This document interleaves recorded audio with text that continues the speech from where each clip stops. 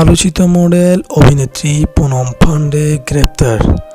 Lockdown অমান্য করে বিলাসবহুল গাড়ি নিয়ে বাইরে ঘুরে বেড়ানোর অপরাধে বলিউডের আলোচিত মডেল ও অভিনেত্রী পুনম পান্ডেকে গ্রেপ্তার করা হয়েছে। গতকাল রোববার তাকে গ্রেপ্তার করেছে মুম্বাই পুলিশ।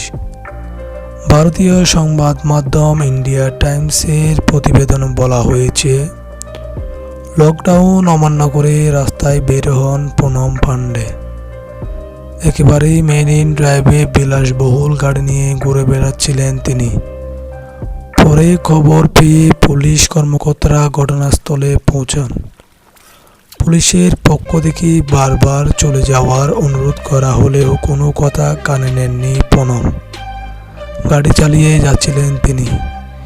এরপরেই তাকে গ্রেপ্তার করা হয়েছে। পুনম পান্ডেকে বর্তমান স্থানীয় থানায় নিয়ে যাওয়া হয়েছে। উল্লেখ্য যে গত ফেব্রুয়ারিতে রাজ কুন্দ্রা ও তার সহযোগীদের সঙ্গে পুনম পান্ডের আইনি লড়াইয়ের খবর প্রকাশ হয়। রাজ কুন্দ্রার বিরুদ্ধে মুম্বাই হাইকোর্টের মামলা করেন এই অভিনেত্রী। সো গাইস, আজকের ভিডিওটি এতটুকু পর্যন্ত।